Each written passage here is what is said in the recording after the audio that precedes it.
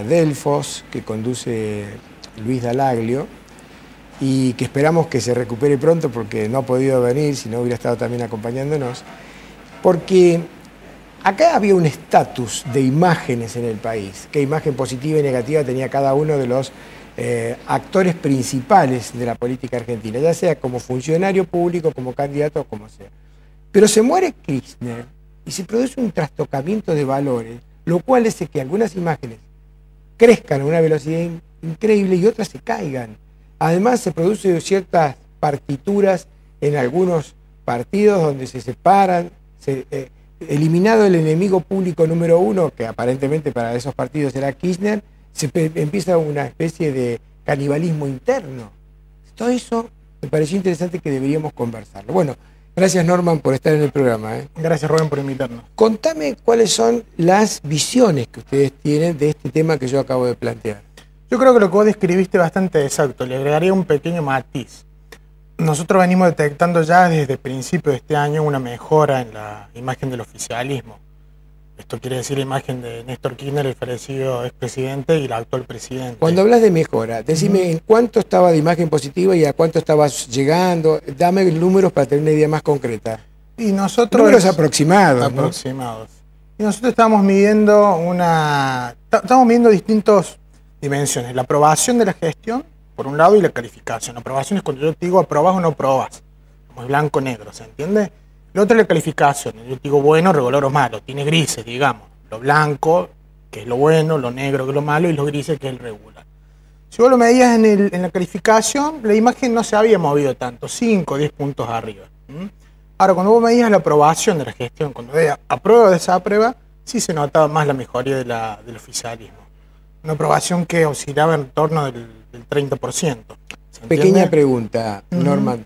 Cuando ustedes hacen un relevamiento, ¿tocan todas las capas socioculturales? Exactamente. Perfecto. Son encuestas muestrales probabilísticas que representan a todos los electores mayores de 18 años, de todos los segmentos sociales. ¿Y en la proporción de la población del país, más o menos? Exactamente. Sí. Digamos, en el caso de muestras nacionales, hace una muestra representativa de las distintas provincias, tomando generalmente ciudades testigo, y siempre que hace un sondeo en Córdoba provincia también tomas por supuesto las principales ciudades. La pregunta mía iba al otro tema de si hoy, por ejemplo, suponiendo que fuera cierto, tenemos un porcentaje de 30% de pobreza en la Argentina, incluyendo los marginales, si en el relevamiento ustedes mantienen esas proporciones para que sea una definición equilibrada del tema. Exactamente, ¿no? Lo que se toman son los números de la Asociación Argentina de Marketing, que no lo estructura por pobre, clase alta y clase media, sino que usa una terminología técnica que es ABC1, que sería la clase alta-alta, la C2, que sería la media alta, la C3, que sería la media típica, el D1 y el D2, que es la baja, y el nivel E, que es el marginal, el más bajo de todo. Es decir, ¿cuántos de esos son pobres? Y seguramente los E, y el D2 son pobres, el D1 es un casi pobre, fronterizo. Bueno, yo te saqué de tema. Quiere decir que ustedes a comienzos de este año, hablemos de febrero-marzo, habían estado percibiendo de que estaba mejorando la calificación que la sociedad le daba al gobierno en su gestión, en su imagen. Tal cual. Y eso seguramente, o por lo menos por todas las lecturas de sondeos que se vienen haciendo, se ha acelerado ese movimiento a partir de la muerte del expresidente. Ahora, ¿ustedes averiguan cuál es la razón por la cual se acelera el crecimiento de la imagen positiva de la presidenta? Esto es, ¿por una razón racional o por un sentimiento que se vuelca por la pobre mujer que quedó viuda? ¿Cuál es la razón por la cual se transforma esa opinión? Es muy buena tu pregunta, hay una serie de motivos. Lo inmediato, lo epidérmico, es como vos decís, el contagio de una situación emotiva, de la pérdida, que de alguna manera humaniza a la presidenta y lo da a un costado mucho más vulnerable, distinto a este perfil confrontativo que la sociedad generalmente rechaza. Eso sin duda es un factor. Pero la otra parte, y que esto tiene que ver con la historia un poquito más larga que te dice, de por qué venía mejorando, tiene que ver con una recreación de la expectativa. No nos olvidemos que en su momento Cristina es elegida por la mayoría de la sociedad pensando en que iba a conservar algunas cosas buenas de lo que la sociedad valoraba del modelo K, pero que iba a mejorar aspectos institucionales, una expectativa que de alguna manera se vio frustrada, podríamos decir, sobre todo a partir de la crisis del campo. Claro. Donde el gobierno, y también el campo, pero el gobierno centralmente se le facturó eso, muestra un perfil muy confrontativo, despreocupado de lo institucional, ¿se entiende? Esa expectativa frustrada de alguna manera genera la elección de 2009, donde si bien el kirchnerismo mantiene la primera minoría, la lectura política es que el gobierno pierde la elección y que le gana una oposición dividida en distintas fuerzas.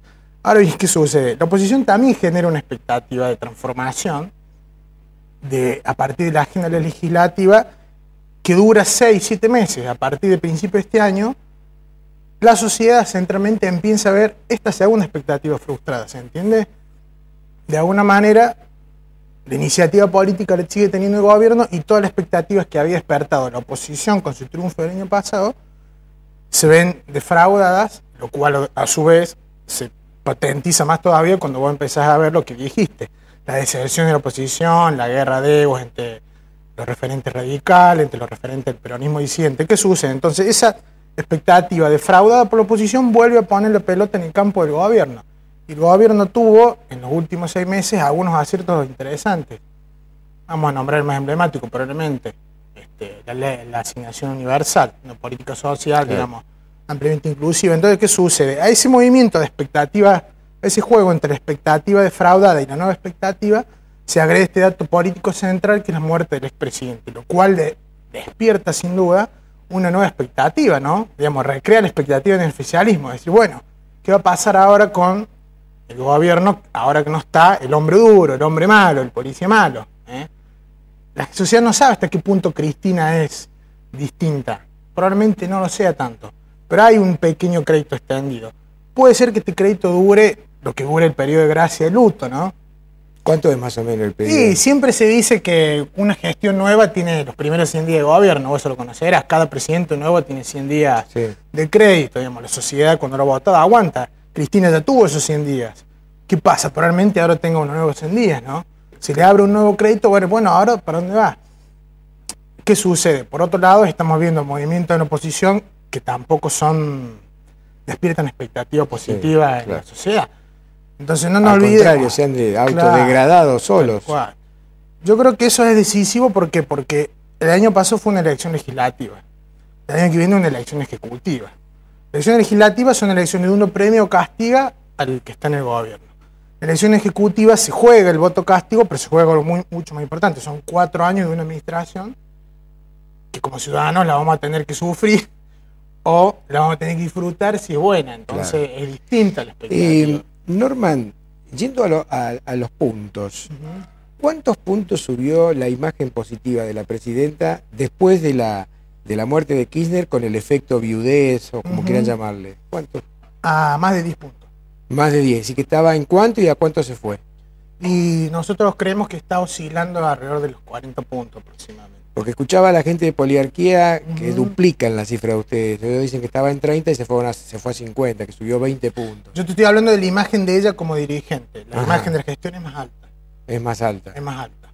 Bueno, entonces... Estoy hablando de la figura presidenta. Cuando uno pregunta a Cristina Fernández, presidenta. Ahora sí, dice cómo califica el gobierno, es un poco mejor la calificación. Está bien. Y la oposición con este desplante que ha tenido para adentro de no tener ideas comunes, de algunos decir yo me voy a abrir, como hizo Reutemann, como hizo Solá, que está anunciando que se podría... ¿Se cayó la imagen de la oposición? Sin duda yo creo que se viene cayendo desde el principio de año. Hubo el referente mejor posicionado hoy de la oposición, creo que es Ricardo Alfonsín, también ayudado por una muerte, paradójicamente. O no. Creo que Cobos evidentemente se ha desdibujado muchísimo. ¿Sabés por qué?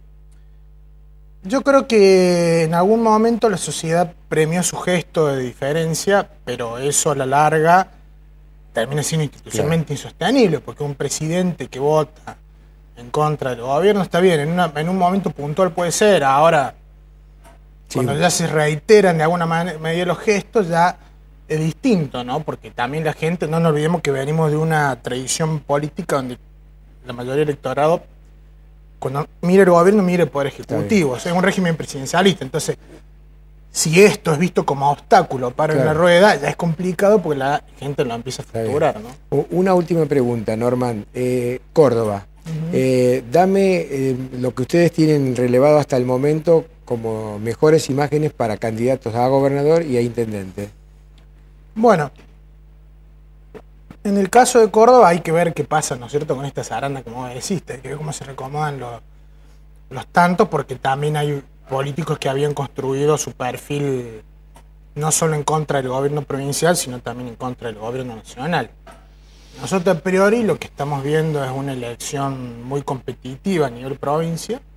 Muy competitiva quiere decir que es muy difícil predecir en esta altura qué va a pasar. Porque había un momento que el juez había sacado varios cuerpos de ventaja y después parecía como que con la aparición de la Sota, pero ahora este tema, este episodio de Falo con de la Sota le baja.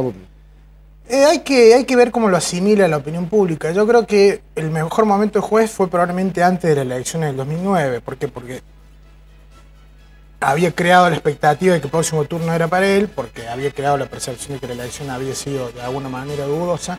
Pero ¿qué sucede en junio? No te olvides que en junio el juez gana el tramo a senador, pero con muy poca diferencia sobre Mestre, y Aguad gana el tramo diputado, lo cual de repente reinstaló el radicalismo. Así es. ¿Por qué? Porque Aguad salió primero en diputado, Mestre salió segundo en una elección muy buena, y Mestre de alguna manera es la figura que se perfila como potencial candidato a intendente. Norma, me hace seña de que nos apagan la luz, pues se nos terminó el bloque, pero me comprometo antes de que termine el ciclo este del 2010, volvernos a encontrar para extender un poco más todo esto porque es realmente interesante. Gracias por haber venido al programa. Una pausa y continuamos.